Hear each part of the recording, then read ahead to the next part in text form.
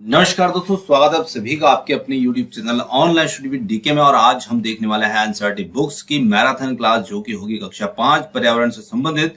यहाँ पर कक्षा 5 पर्यावरण में आपको संपूर्ण विश्लेषण के साथ में 22 अध्याय एक साथ देखने को मिलेंगे।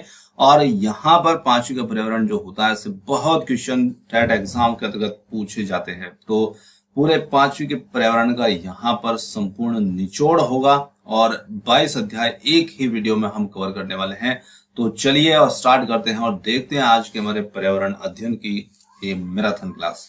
तो यहाँ पर आप पहले एक नजर इन सभी चैप्टर्स पर डालें, जहां पर जो चैप्टर हमने इसमें शामिल किए हैं। तो यहाँ पर यदि हम देखें तो एक नजर डालते हैं इन सभी अध्याय पर जो जो हमें इस वीडियो में देखने को मिलने वाले हैं। तो जैसे पहला अध्याय, कैसे पहचाना चींटी ने दोस्त को, दूसरी कहानी सपेरों की, तीसरा चखने से पचने तक, चौथा है यहाँ पर आम खाएं 12 महीने, और 5वां चैप्टर है यहाँ पर बीज बीज बीज, छठा है बूंद बूंद दरिया दरिया, और 7वां है पानी का प्रयोग, 8वां मच्छरों की दावत, 9वां है यहाँ पर कमर डायरी कमर सीधी ऊपर चढ़ो। इसी के साथ में 10 यहाँ पर रहेगा बोलती इमारतें, 11 अध्याय है यहाँ पर सुनीता अंतरिक्ष में, 12वां खत्म हो जाए तो, और 13वां है यहाँ पर बसेरा ऊंचाई पर, जब कांपी धरती उसी से ठंडा उसी से गर्म, और कौन करेगा यह काम, फांद ली दीवार, जाए तो जाए कहाँ, किसानों की कहानी, बीज की जुबानी, और किसके जंगल, ये 20 है, यहाँ 19 दो बार लिख दिया है, ये 20वां अध्याय है।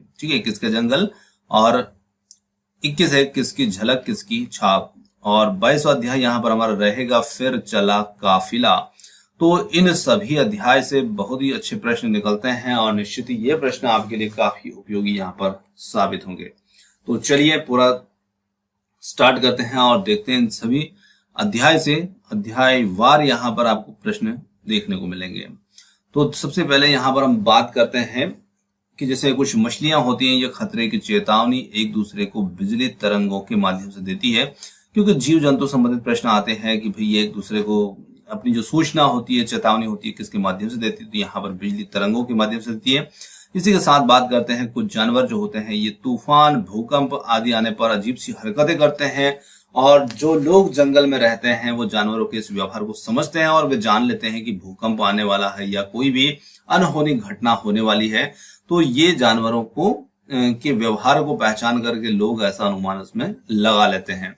इसी के साथ में हम बात करते हैं एक और विशिष्ट जीव की, जैसे कि जंगल में ऊंचे पेड़ पर बैठा हुआ लंगूर। इससे हमेशा प्रश्न आता है, ये लंगूर के पास आती मुसीबतें, जैसे वो शेर चीता आदि को देख करके खास किस्म की आवाज निकालता है और अपने साथियों को संदेश देता है, और इस काम के लिए पक्षी भी खास आवाजें निकालते हैं। तो कहने का मतलब है कि यहाँ पर हर जीव जो है वो अपना संदेश दूसरे साथी तक किस प्रकार से पहुंचाता है, ये चीजें आपको ध्यान रखना है।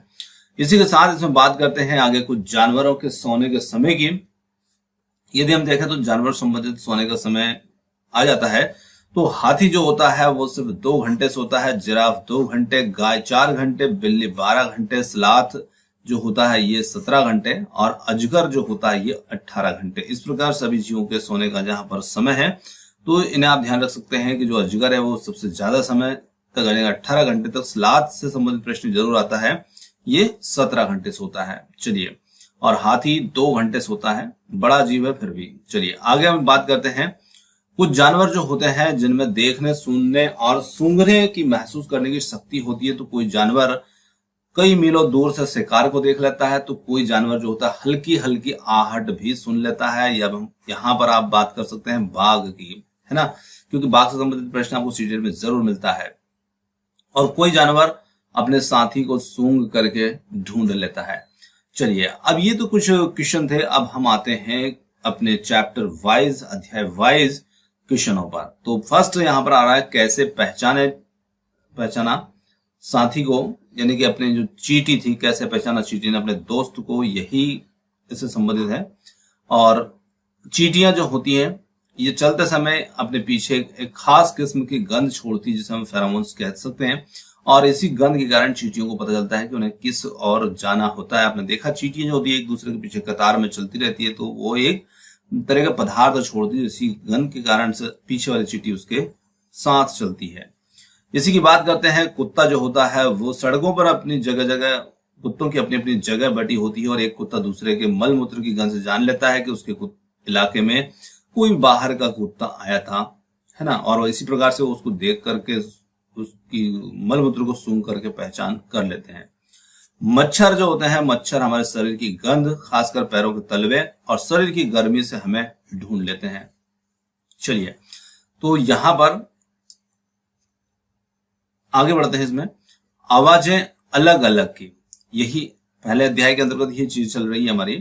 तो आवाजें अलग अलग तरीके से मतलब है, जैसे कुछ पक्षी जो होते हैं खतरों के लिए अलग अलग तरह की आवाजें निकलते हैं। जैसे उड़कर आने वाले दुश्मन के लिए वो एक तरह की आवाज है, जमीन पर चलकर आने वाले के लिए दूसरी तरह की आवाजें निकालते हैं। तो देखिए, मतलब ऊपर से कोई शत्रु आ रहा है, उनके लिए कोई खतरा आ रहा है तो वो अलग तरह की आवाज निकालेंगे। नीचे से आ रहा है, जमीन पर चलकर आ रहा है तो अलग तरह की आवाज निकालते हैं। इसी के साथ में बहुत से जानवर किसी खास किस मौसम में गहरी नींद में चले जाते हैं। जैसे छिपकली है, तो ये सर्दियों के दिनों में अचानक कहीं गुम हो जाती है, यानी कि क्या बोलते हैं उसको, सुप्त निंद्रा, यानी कि जो शीतकालीन निंद्रा होती है उसमें ये चली जाती है। इसी प्रकार से डॉल्फिन भी अलग अलग तरह की आवाजें निकालता है और एक दूसरे से बात करती हैं। वैज्ञानिकों का मानना है कि जानवरों की अपनी पूरी भाषा होती है। चलिए आगे बढ़ते हैं और अगले क्वेश्चन की ओर चलते हैं, अगले नोट्स की ओर चलते हैं। तो रेशम के कीड़े संबंधित है अगला हमारा। यहाँ पर अपनी मादा को उसकी गंध से कई किलोमीटर दूर से ही रेशम का कीड़ा जो होता है ये पहचान लेता है। और अक्सर हम किसी गंध से तब ज्यादा परेशान होते हैं जब हमारा मन उसको गंदा मान लेता है। अगर हम मन में बना लें तो वही गंध हमें उतनी परेशान नहीं करती है। कहने का मतलब है कि जैसा हम मान लेंगे वैसा हमारा मस्तिष्क व्यवहार करता है। चलिए आगे इसमें बात करते हैं स्लाथ की। स्लाथ एक विशेष जीव होता है जो कि जिस पेड़ पर ये रहते हैं उसी के पत्ते खाते हैं, है ना। तो ये विशेष क्यों है, तो इसमें एक विशेष बात ये होती है कि जिस पेड़ पर रहते हैं उसी के पत्ते खा करके पलते रहते हैं और इसलिए इन्हें कहीं और जाने की जरूरत नहीं पड़ती। अब देखिए, इनमें विशेष बात ये है कि ये सप्ताह में एक ही बार शौच करने के लिए पेड़ से नीचे उतरते हैं। तो 7 दिनों में ये एक बार पेड़ से नीचे आता है और बाकी पूरे टाइम ये उसी पेड़ पर पत्ते खा करके सोता रहता है। तो ये भालू जैसा दिखते हैं और पर भालू नहीं है और ये दिन के करीब 17 घंटे पेड़ों से उल्टे सिर लटक करके मस्ती में सोते रहते हैं। तो ये इनमें विशेष बात है कि ये सारा दिन मतलब सोते रहेंगे, 17 घंटे तक ये सोते रहेंगे और सप्ताह में एक बार ही ये शौच के लिए उतरते हैं।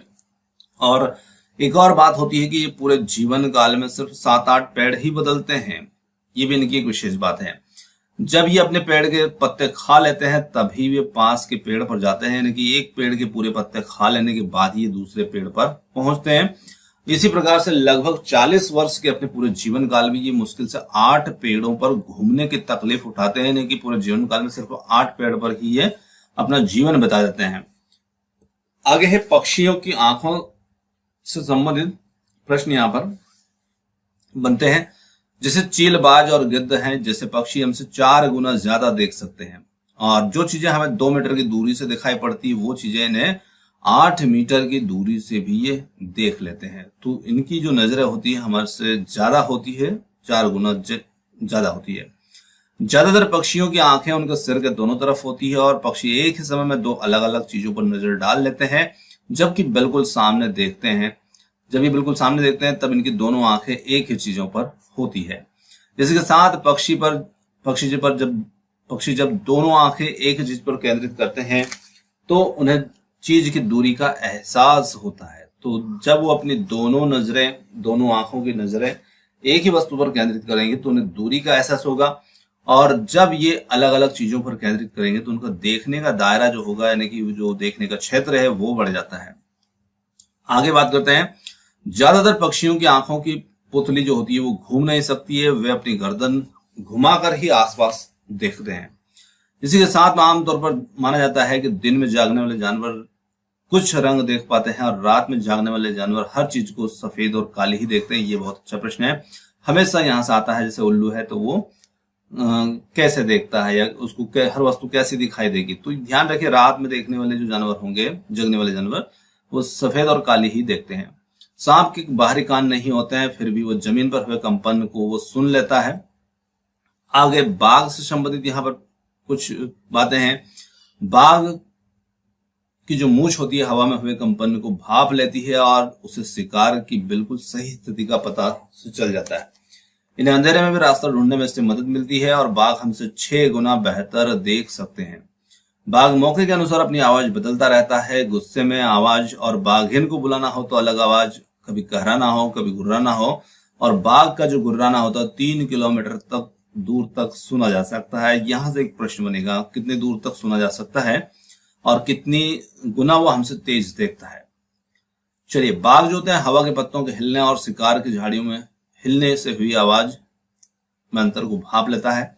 बाघ के दोनों कान बाहर की आवाज को इकट्ठा करने के लिए अलग अलग दिशाओं में बहुत ज्यादा घूम जाते हैं। बाघ अपने इलाके में मूत्र करके अपनी गंध छोड़ जाते हैं और जिससे इनका इलाका कई किलोमीटर बड़ा हो जाता है और एक बाघ किसी दूसरे बाघ की मूत्र की गंध को झट से पहचान लेता है और इस इलाके में घुसना या नहीं उसकी मर्जी होती है। आगे यहाँ पर कस्तूरी हिरण है जो कि थोड़ी सी खुशबू के लिए मारा जाता है और जानवरों को मारने वाले लोगों को शिकारी कहते हैं। हाथी को उसके दांत, गैंडे को उसके सींग और शेर, मगरमच्छ और सांप को उनकी खाल के लिए मार दिया जाता है। तो कौन से जानवर को किस लिए मारा जाता है तो यहाँ पर आप देख सकते हैं। हमारे देश में बाघ और अन्य कई जानवरों की गिनती इतनी कम हो गई कि इनके लुप्त हो जाने का खतरा जो है काफी बढ़ चुका है। हमारे देश में सरकारें ने बचाने के लिए बहुत से जंगलों को सुरक्षा भी दे रही है। जैसे उत्तराखंड का जिम कॉर्बेट नेशनल पार्क है और राजस्थान के भरतपुर जिले में घाना। इन जंगलों में शिकार करना मना है और यहाँ लोग जानवर या जंगल को कोई नुकसान नहीं पहुंचा सकते। अगला चैप्टर हमारा आता है यहाँ पर कहानी सपेरों की। दूसरा अध्याय यहाँ पर शुरू हो रहा है। कालबेली है तो ये एक सपेरों की जाति होती है जो सांप को अपनी बीन या धुन पर नचा सकते हैं, उन्हें हम कालबेलिया कहते हैं। कालबेलिया नाच, इसमें भी सांप जैसी मुद्राएं होती है, एक प्रकार का नाच होता है। और हमारे देश में पाए जाने वाले सांपों में केवल 4 तरह के सांप जहरीले होते हैं, जैसे करेत, नाग, दुबोया और अफाई। सांपों की जो पिटारी होती है कांवड़ जैसी दिखती है और सांप के डंक के निशान से जानने की कोशिश की जाती है कि किस सांप ने काटा है। सांप जब किसी को काटता है तो उसके 2 खोखले जहर वाले दांत उस व्यक्ति के शरीर में से चला जाता है और इसके जहर से बचने का एक ही उपाय है कि जिस व्यक्ति को सांप ने काटा है उसके तुरंत जहर के असर को खत्म कर देने वाली जो दवाई होती है सीरम दी जाए और यह सीरम सांप के जहर से ही बनाया जाता है और सभी सरकारी स्वास्थ्य केंद्र में ये मिलता है। सांप किसान के दोस्त होते हैं। सांप ना होते तो खेतों में फसलों को चूहों से कौन बचाता है। इस प्रकार से सांप जो होते हैं वो किसान के लिए मदद भी करते हैं चूहे को खाकर, क्योंकि चूहे फसल खाते हैं। अगला है यहाँ पर बिन पार्टी के बाजे। बिन, तुम्बा, खंजरी और ढोल के अलावा तीनों बाजे सूखी लौकी से बनाए जाते हैं। जैसे जो लौकी होती है जब वो काफी लंबी होती है और वो सूख जाती है तो उससे भीतर का भाग जो होता है खोखला साफ कर दिया जाता है और उससे ये बाजे बनाए जाते हैं। तो इन्हें बिन पार्टी के बाजे के नाम से भी यहाँ पर बताया गया है। अगला अध्याय की बात करते हैं चखने से पचने तक की। तो आमतौर पर हमारे पेट के अंदर लगभग 30 सेंटीग्रेड तापमान होता है और हमारे पेट का पाचक रस एसिड अम्ल की तरह होता है। उड़ीसा का कालाहांडी जिला, एक तरफ तो कालाहांडी में सबसे अधिक चावल पैदा किया जाता है और दूसरे राज्यों में बेचा जाता है। दूसरी तरफ कालाहांडी के कई गरीब भूखमरी से मर रहे हैं और कई बार तो यहाँ धान गोदामों में पड़ा पड़ा भी सड़ जाता है। अगला जो अध्याय हमारा आम खाए 12 महीने से, तो यहाँ पर एक गांव है अन्यत्यपुरम गांव, ये आंध्र प्रदेश के अंतर्गत आता है और मिडी तांड्रा जो होता है ये आम के पापड़ का नाम है यहाँ पर आंध्र प्रदेश में। आम पापड़ बनाने के लिए कुछ चीजों की जरूरतें होती हैं, जैसे कि चटाई, केजुरीनी के पेड़ के डंडे और नारियल से बनी हुई रस्सी, गुड़, चीनी आदि। इसी के साथ में आम का पापड़ जो होता है तैयार होने में 4 हफ्तों का समय लग जाता है। और शीशियों में अचार रखने से पहले शीशियों को धूप में क्यों सुखाया जाता है, ऐसा प्रश्न आपने कई बार देखा। क्योंकि शीशियां जो होती है जिनके अंदर कोई नमी ना रह जाए, नमी रहेगी तो ये खराब हो जाएंगे, है ना। जो अचार वगैरह हम जो कुछ रखेंगे वो खराब हो सकता है। आम को पूरे साल चलाने के लिए उससे अचार, पापड़, आम पापड़, चटनी, टॉफी, रस आदि कई चीजें उससे बना ली जाती है और उन्हें वर्ष भर चलाया जाता है। खाने की चीजों को 1-2 दिन तक खराब होने से बचाने के लिए हम कुछ घरेलू उपाय उसमें करते हैं। और घरेलू उपाय हम क्या क्या कर सकते हैं, जैसे कि यहाँ पर बात 1-2 दिन तक बचाने के लिए हो रही है। जैसे पके हुए चावल है तो उन्हें एक कटोरी में डालकर पानी के बर्तन में रखते हैं, जिससे कि वो 1-2 दिन हमारे लिए सुरक्षित हो सकते हैं। हरा धनिया गीले कपड़े में लपेट करके इसे रख सकते हैं ताकि ये हरा और ताजा बना रहे। प्याज और लहसुन खुले में रखते हैं, नमी से बचा करके। दूध को हम उबालते हैं। इस तरीके से हम कुछ उपाय यहाँ पर अपना सकते हैं। अगला अध्याय हमारा आता है यहाँ पर बीज बीज बीज बीज बीज के अंतर्गत एक पौधे आता है यहाँ पर शिकारी पौधे के बारे में। कुछ ऐसे पौधे होते हैं जो चूहे, मेंढक, कीड़े मकोड़ों, छोटे मोटे जीवों का शिकार करते हैं। इनमें निफेंथिस सबसे ज्यादा मशहूर होता है, जैसे हम कलश पादप भी कहते हैं। और कलश पादप जो है ये भारत में कहाँ पाया था, ये प्रश्न बहुत बार सीटेट में पूछा गया है। प्रश्न है तो निफेंथिस जो होता है वैसे ये ऑस्ट्रेलिया, इंडोनेशिया और भारत के मेघालय में पाया जाता है। तो यहाँ पर आपका उत्तर है भारत में कहाँ पाएगा, मेघालय में। इसका आकार लंबे घड़े जैसा होता है, जिसके ऊपर पत्ती का ढक्कन लगा होता है और घड़े से खास खुशबू निकलती है, जिसकी वजह से कीड़े खींचे चले आते हैं और ढक्कन बंद हो जाता है और पौधे के ऊपर पहुंचते कीड़े अंदर फंस जाते हैं और बाहर नहीं निकल पाते हैं। इस प्रकार ये पौधा उन कीड़ों का भक्षण कर लेता है। वेल्क्रो स्विट्जरलैंड के जॉर्ज मेस्ट्रल ने 1948 में वेल्क्रो बनाया था। और वेल्क्रो क्या होती है, वेल्क्रो से दोनों सतह चिपक जाती है और जो खुलने पर चर चर की आवाजें आती है उसी को वेल्क्रो कहा जाता है। और इसका उपयोग आपने देखा होगा बस्ते में, कपड़े के जूते में, पट्टे में आदि में। तो जो हम कभी कभी ऐसा ढक्कन होता है बैग वगैरह का या जूते का, जहां पर हम एक रुएदार कपड़ा लगा होता है, उसी को वेल्क्रो कहा गया है यहाँ पर। और जब हम उसको निकालते हैं तो उसमें चर चर सी आवाजें आती है।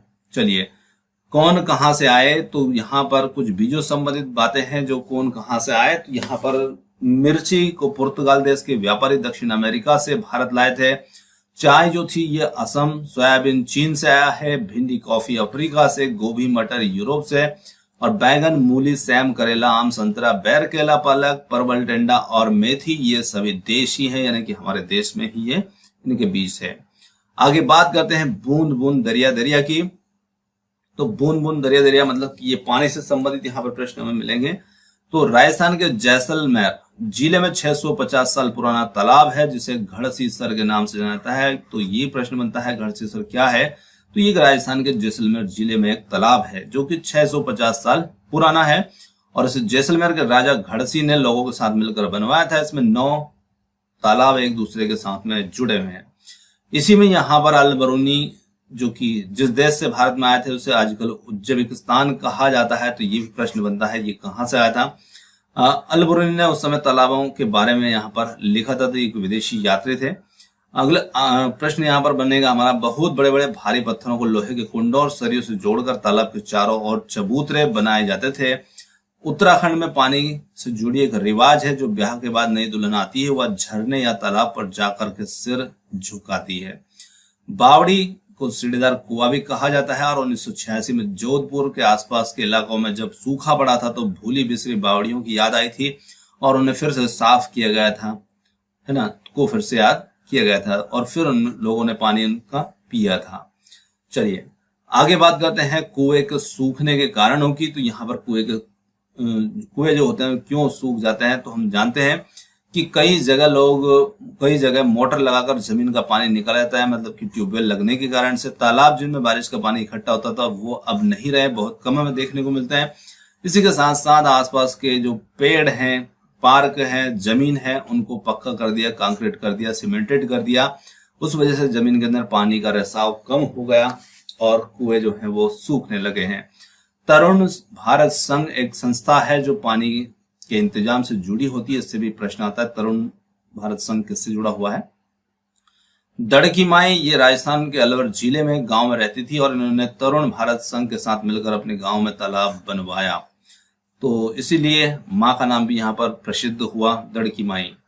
आगे बात करते हैं पानी का प्रयोग से संबंधित। पानी के प्रयोग में पहला आता है यहाँ पर दांडी यात्रा से संबंधित टॉपिक। और ये टॉपिक है, ये घटना 1930 की है, जब भारत की आजादी से पहले बहुत सालों से अंग्रेजों ने आम लोगों के नमक बनाने पर रोक लगाई हुई थी और ऊपर नमक पर भारी टैक्स भी लगा दिया था।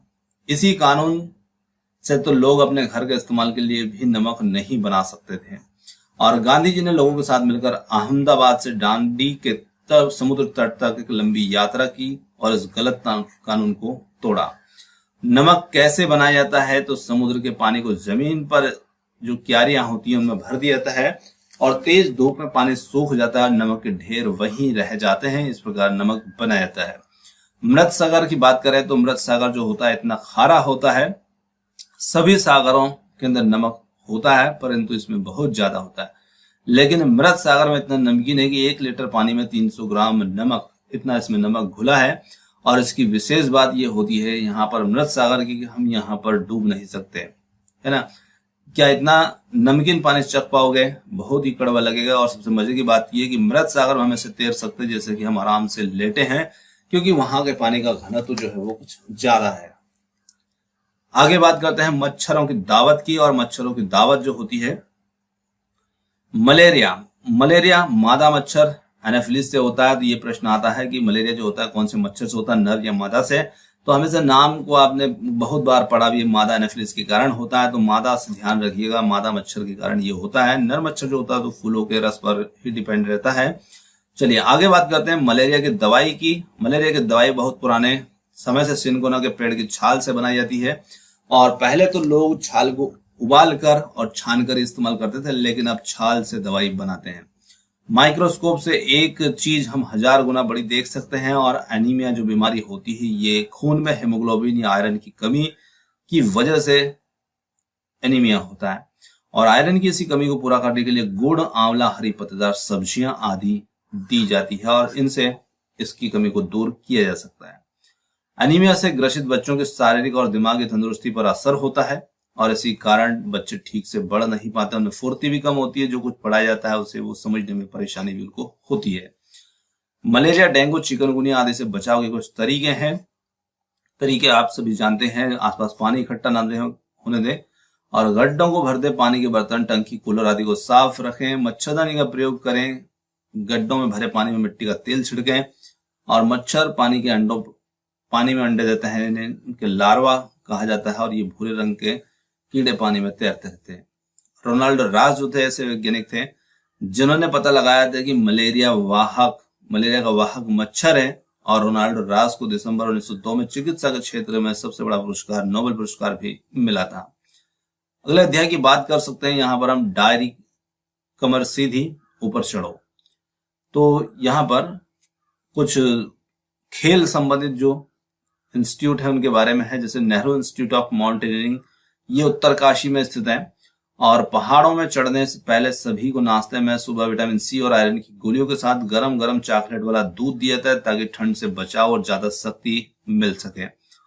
पहाड़ों पर चढ़ते समय ग्रुप लीडर की कुछ जिम्मेदारियां होती हैं और वो जिम्मेदारियां क्या होती हैं, तो जिससे बाकी लोगों का सामान उठाने में मदद करना, इसी के साथ अपने पूरे ग्रुप के साथ आगे बढ़ जाने पर ही आगे बढ़ना, जो चढ़ ना पाए उसे हाथ पकड़कर चढ़ाना, रुकने के लिए जगह ढूंढना, सबके खाने पीने का इंतजाम देखना और साथ ही के बीमार होने पर उसका ध्यान रखना, ये ग्रुप लीडर की जिम्मेदारी होती है।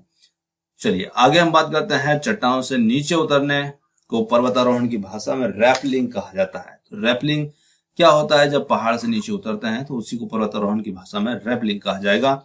और कमर में रस्सी बांधकर डालकर उसमें एक स्लेग होता है जो एक तरह का हुक होता है और डालकर स्लिक को नदी पर बंधे मोटे रस्से में डाला जाता है। रॉक क्लाइंबिंग जो होता है, चट्टानों पर चढ़ना, रॉक क्लाइंबिंग कहलाता है।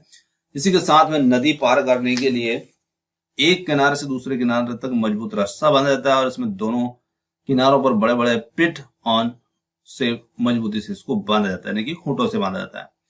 मिजोरम में मिजो भाषा जो होती है ये बोली जाती है। आगे यहाँ पर खेल से संबंधित कुछ खिलाड़ियों के नाम है, जैसे बछेंद्री पाल। तो ये गढ़वाल के नाकुरी गांव में रहने वाली थी और बड़े होकर इन्होंने इंस्टीट्यूट ऑफ माउंटेनियरिंग से पहाड़ पर चढ़ने की ट्रेनिंग ली थी। इन्हें गाइड करने वाले जो थे ब्रिगेडियर ज्ञान सिंह।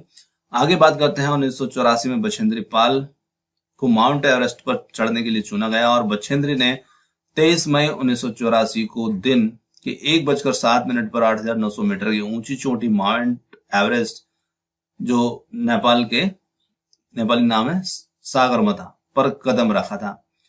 करीब 43 मिनट तक वह दुनिया की सबसे ऊंची चोटी पर रही और इसी के साथ ही बछेंद्री पाल भारत की पहली और संसार की 5वीं ऐसी महिला बन गई जिन्होंने एवरेस्ट पर कदम रखा था।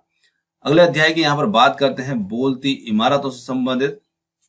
तो बोलती इमारतें यानी कि जो ऐतिहासिक हमारी इमारतें होती है वो भी हमें बहुत कुछ बताती हैं। यदि हम उनको ध्यान से देखते हैं तो हमें बहुत कुछ वो अपने आप समझ में आता है।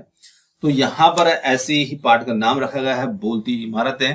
और ये गोलकोंडा के बाहरी दीवार में 87 यहाँ पर बुर्ज हैं, 87 बुर्ज हैं इसमें।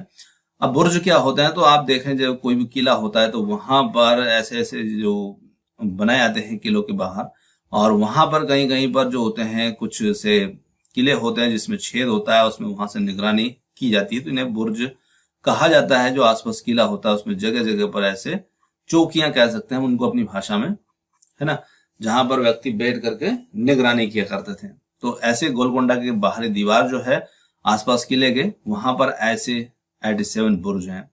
और गोलकोंडा के किले में सन 1518 से 1687 तक यहाँ कुतुबशाही सुल्तानों ने शासन किया। गोलकोंडा का किला काकतीय राजवंश ने बनाया था। आगे बढ़ते हैं, बात यहाँ पर औरंगजेब बादशाह की पूरी फौज बंदूक और तोपों के साथ यहाँ हमला करना आई थी, पर वह किले में घुस न पाई क्योंकि उसकी पूरी सेना 8 महीनों तक ही बाहर बैठी रही, क्योंकि किला इतना मजबूत था और साथ ही साथ ऐसी निगरानी वहां पर की गई थी कि सेना उसके अंदर नहीं जा चुकी।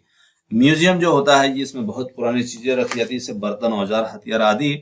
अगला बहुत ही महत्वपूर्ण चैप्टर हमारा है सुनीता अंतरिक्ष से संबंधित। और सुनीता विलियम्स ये 6 महीने से भी ज्यादा अंतरिक्ष में रही थी। पृथ्वी से 360 किलोमीटर की दूर स्पेसशिप में ये गई थी। भारत और अर्जेंटीना के लोग सापेक्ष एक दूसरे के उल्टे हो सकते हैं। आगे बात करते हैं अंतरिक्ष से संबंधित कुछ मजेदार बातों की।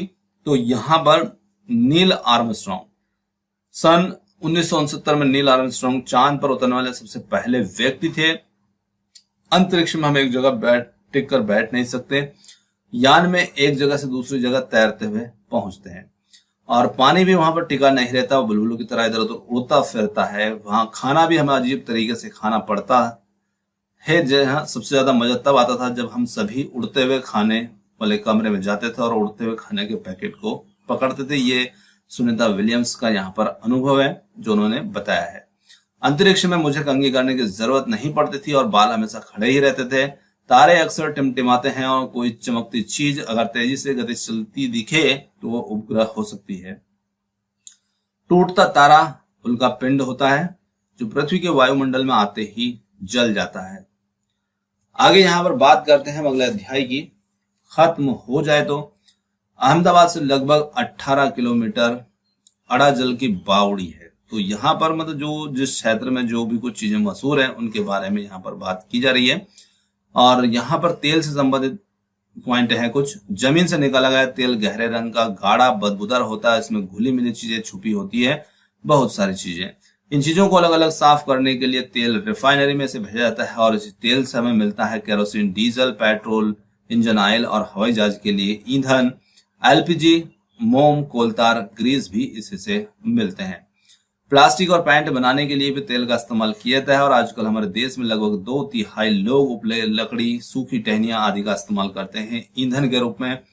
आगे अगला अध्याय हमारा है बसेरा, ऊंचाई पर ठंडा रेगिस्तान जिसे कहा जाता है लद्दाख। और इससे आपको हमेशा इसी टेट के अंदर प्रश्न मिलता है कि भारत में ठंडा रेगिस्तान किसे कहा जाता है, तो ये कहा जाता है लद्दाख को। ये इलाका सूखा, समतल और ठंडा रेगिस्तान है। लद्दाख में बहुत कम बारिश होती है और यहाँ दूर दूर तक दिखते थे बर्फ से ढके पहाड़ और सूखा ठंडा मैदान। लद्दाख में स्वागत को जूले जूले बोलते हैं, तो आपका भी चैनल में जूले जूले।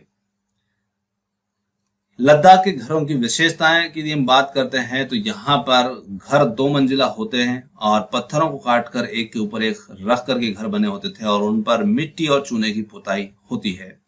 घर के अंदर छप्पर जैसे यहाँ पर लगते हैं, जैसे छप्पर बनाए हो, और लोग यहाँ ऊपर की मंजिल में रहते हैं। नीचे की मंजिल पर जानवरों के रहने की जगह होती है और जरूरत का सामान ये नीचे की मंजिल पर इकट्ठा करते हैं। सर्दी के दिनों में यहाँ लोग नीचे की मंजिल में ही जानवरों के पास रहते हैं और नीचे की मंजिल में कोई खिड़की नहीं होती। छत को मजबूत बनाने के लिए पेड़ों के मोटे तने इस्तेमाल किए जाते हैं। और चांगथांग जम्मू कश्मीर राज्य में 5000 मीटर की ऊंचाई पर बना एक मैदानी सुनसान पथरीला इलाका है। चांगथांग। और इतनी ऊंचाई पर सांस लेने में भी मुश्किलें होती है। और अंग्रेजी में लोनर का अर्थ होता है अकेला रहने वाला, तो ये उस पाठ के अंदर आया हुआ शब्द है लोनर। आगे बात करते हैं यहाँ पर चांगपा की। तो चांगपा जो है क्या एक मतलब लोगों का समूह है जो घुमंतु लोग होते हैं और वो हमेशा एक जगह पर नहीं रहते, उन्हें चांगपा कहा जाता है। अपनी भेड़ बकरियों के झुंड को लेकर के वो पहाड़ों में हरे मैदानों की खोज में घूमते रहते हैं और इन जानवरों से अपनी जरूरतों का सामान मिल जाता है, जैसे दूध है, मांस है, टेंट के लिए चमड़ा है, स्वेटर, कोट, ऊन इत्यादि। चांगपा खास तरह की बकरियों को पालते हैं और जिनके बालों से दुनिया की सबसे मशहूर शाल पश्मीना ऊन बनती है। और जितनी ठंडी ऊंची जगह होगी बकरियों के बाल भी उतने ज्यादा नरम होंगे। ये लोग अपना पूरा घर सामान घोड़ों याक पर लाद कर घूमते हैं और जब आगे बढ़ना हो तो सिर्फ 2.5 घंटे में ही अपना डेरा समेट करके वहां से निकल पड़ते हैं और ये अपने टेंटों को रबो कहते हैं। आगे बात करते हैं याक के बालों से बुनाई करके चांगपा पट्टियां बनाते हैं जिन्हें सिलकर जोड़ लेते हैं और ये मजबूत और गर्म होती है। रेबो के पास ही भेड़ बकरियों को बांधने के लिए जगह बनी थी। इन्हें चांगपा लेखा कहते हैं और लेखा की दीवारें पत्थरों और चट्टानों को एक दूसरे पर रख करके ये बनाते थे।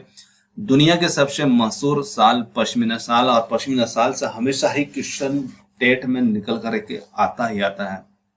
देखिए पश्मीना साल जो होती है ना इसमें 6 स्वेटरों के बराबर गर्मी होती है। इतनी गर्म पर यह शॉल मोटी बिल्कुल भी नहीं होती है, मतलब एक सामान्य साल जैसे दिखती है पर वो गर्मी उसमें 6 स्वेटरों के बराबर होती है। अब देखिए पश्मीना ऊन क्या होता है। तो पश्मीना पहाड़ी बकरी की एक खास नस्ल से बनता है और जो लगभग 5000 मीटर की ऊंचाई पर रह सकती है। ऐसी बकरियां या भेड़ जो होती है उनके ऊन से ये साल बनती है। तो यहाँ सर्दियों में तापमान जो होता है 0 डिग्री सेंटीग्रेड से भी बहुत कम, यानी कि -40 डिग्री सेंटीग्रेड तक चला जाता है।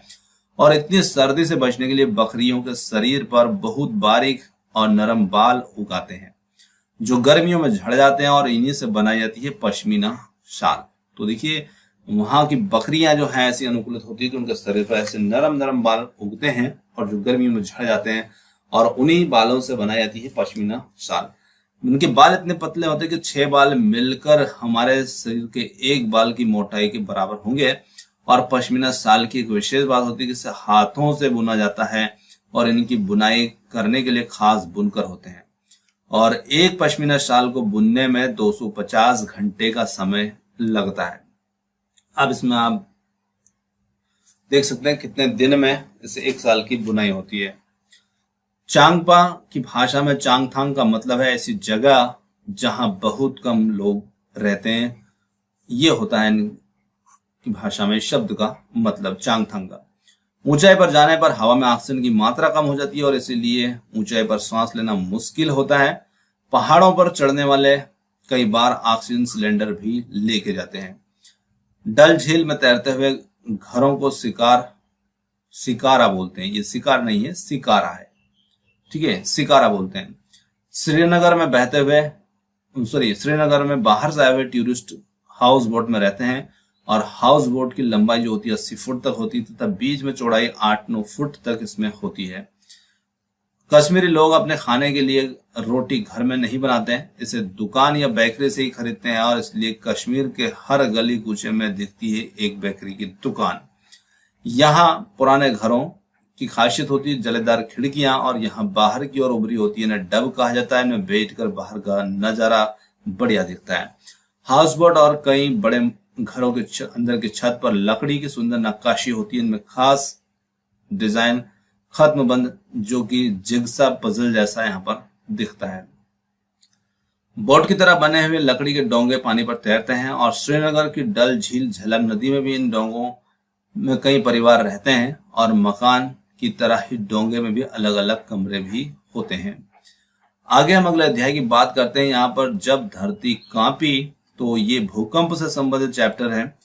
26 जनवरी 2001 को गुजरात में आए हुए भूकंप से कई लोग मारे गए थे और बहुत लोग घायल भी हुए थे। बहुतों की हालत इससे ज्यादा खराब भी थी। अब भूकंप आने पर हमें क्या करना चाहिए? अगर हो सके तो खुले में बाहर निकल आओ। अगर घर से बाहर नहीं निकल सकते हो तो फर्श पर लेटकर किसी मजबूत चीज या मेज के नीचे छिप जाओ और उसे पकड़े रखो ताकि तुम फिसल कर दूर ना जाओ और कंपन रुकने का इंतजार करो। अगला चैप्टर हमारा है उसी से ठंडा उसी से गर्म। तो उसी से ठंडा उसी से गर्म कहानी के लेखक डॉक्टर जाकिर हुसैन है और जो हमारे देश के पूर्व राष्ट्रपति भी रहे हैं। सांस गर्म होती है और शीशा ठंडा, इसलिए सांस के साथ ही भाप से ठंडे शीशे पर पानी की बूंदे जैसी बन जाती है और यही नमी शीशे को धुंधला करती है। डॉक्टर हमारी छाती पर स्टेथोस्कोप लगा करके हमारे हृदय की धड़कन सुन सकते हैं, तो डॉक्टर के पास चेकअप कराते हैं, तो आपने देखा है वो कान में लगा, जिसे आला भी कहा जाता है। अगला अध्याय हमारा यहाँ पर कौन करेगा यह काम। तो यहाँ पर संत चरण रज सेविता सहज किताब के लेखक नारायण भाई देसाई हैं और गोरेगांव महाराष्ट्र के से संबंधित है। यहाँ पर भीम यानी बाबा साहब अम्बेडकर के नाम से दुनिया भर में मशहूर है और आजादी के बाद बाबा साहब की अगुवाई में हमारे देश का संविधान तैयार हुआ था। अगला यहाँ पर हमारा चैप्टर आता है फांदली दीवार और फांदली दीवार से संबंधित कुछ यहाँ पर पॉइंट निकल करके आते हैं। Chhatrapati Shivaji terminal railway station ये मुंबई में स्थित है और नागपाड़ा बास्केटबॉल एसोसिएशन ये भी मुंबई में स्थित है। अगला चैप्टर हमारा आता है जाएं तो जाएं कहां। डामर कोलतार को कहा जाता है। किसानों की कहानी बीज की जुबानी अगला चैप्टर है हमारा। तो वनगाम ये गुजरात के अंदर स्थित है। आगे यहां पर बात करते हैं उधियूं की। उधियूं क्या होता है? तो सर्दियों में खेतों में ही ताजी सब्जियों को मसालों के साथ एक मटके में भरते हैं और उनको सीलबंद कर देते हैं और कोयले के अंगारों में मटके को उल्टा रख करके सब्जियों को पकाया जाता है और इस प्रकार से पकी हुई सब्जी जो होती है उसी को उधियूं कहा जाता है। तो गुजरात में उधियूं का मतलब होता है उल्टा और उधियूं के साथ मिट्टी के चूल्हे में पकी बाजरे की रोटियों की सौंधी खुशबू, साथ ही घर के दूध का मक्खन, दही और जितनी चाहे उतनी छाछ मिलती है। तो यहाँ पर गुजरात से संबंधित व्यंजन है उधियूं, उसके बारे में ये पॉइंट थे। आगे यहाँ पर बात करते हैं केंचुओं से संबंधित। केंचुए जमीन में छेद बनाते रहते हैं और जिससे जमीन पोली हो जाती है और इन केंचुओं के मल से जमीन उपजाऊ भी बनती है। आगे यहाँ पर आता है क्रोटन पौधा। यह पौधा फसल के साथ बोया जाता है और जो यह बताने में समर्थ है कि फसल को कब पानी की आवश्यकता है। इसकी जड़ें अधिक नीचे तक नहीं जाती और जब यह पौधा मुरझाने लगता है तो किसान को पता चल जाता है तो ये फसल को पानी की आवश्यकता है और इसकी पत्तियां रंग बिरंगी होती है। तो देखिए क्रोटन का पौधा यहाँ पर एक इंडिकेटर है कि फसल को पानी कब देना है, तो ये संकेत कर देता है। अगले अध्याय की बात करते हैं किसके जंगल से संबंधित की। तो किसके जंगल कुड़ुक भाषा बोली जाती है झारखंड में। तो यहाँ पर झारखंड से संबंधित है कुड़ुक भाषा। सूर्यमणि का संबंध भी यहाँ पर है झारखंड जंगल बचाओ आंदोलन। तो यहाँ पर पर्यावरण संबंधित हमें कुछ पर्यावरणविद के नाम आते हैं, उसमें यहाँ पर आपको नाम आता है सूर्यमणि का। तो झारखंड के जंगल बचाओ आंदोलन से ये संबंधित है।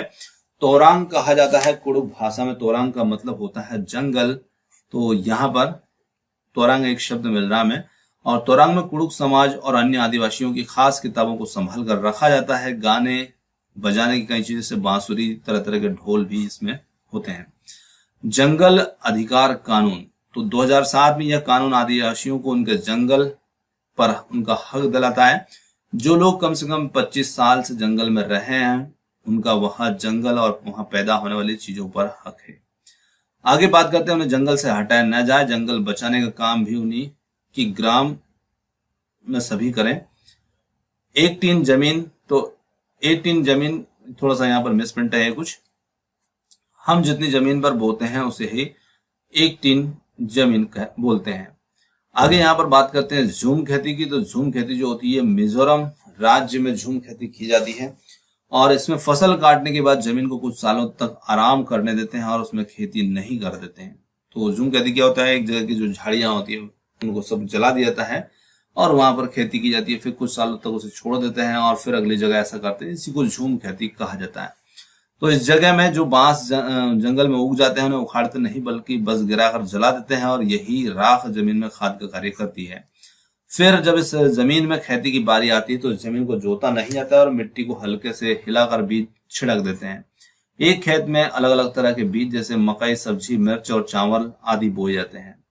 आगे यहाँ पर बात करते हैं चेराव से संबंधित की। तो मिजोरम में फसल पकने पर सबसे बड़ा गांव का त्योहार मनाया जाता है और सब साथ में इसमें खाना पकाते हैं, खाते हैं और मजे करते हैं। चेराव में चेराव नाच भी करते हैं और इस नाच में जमीन पर बांस की डंडी लेकर दो दो लोगों की जोड़ी आमने सामने नाचती है, बैठती है, ढोल की ताल पर डंडियों को ये पीटते हैं और डंडियों के बीच लोगों एक कतार में खड़े होकर के कूदते हैं। इसी के साथ में मिजोरम लगभग 3/4 लोग जंगलों से इसमें जुड़े हैं। आगे यहाँ पर बात करते हैं हम किसकी झलक किसकी छाप से संबंधित की। तो यहाँ पर किसकी झलक किसकी छाप ग्रेगर जॉन मेंडल से संबंधित है। ये पॉइंट यहाँ पर मेंडल का, और मेंडल जो थे ये ऑस्ट्रिया के रहने वाले थे और इनका जन्म 1822 में गरीब किसान परिवार में हुआ था और इन्होंने अपने प्रयोग मटर के पौधे पर किए थे।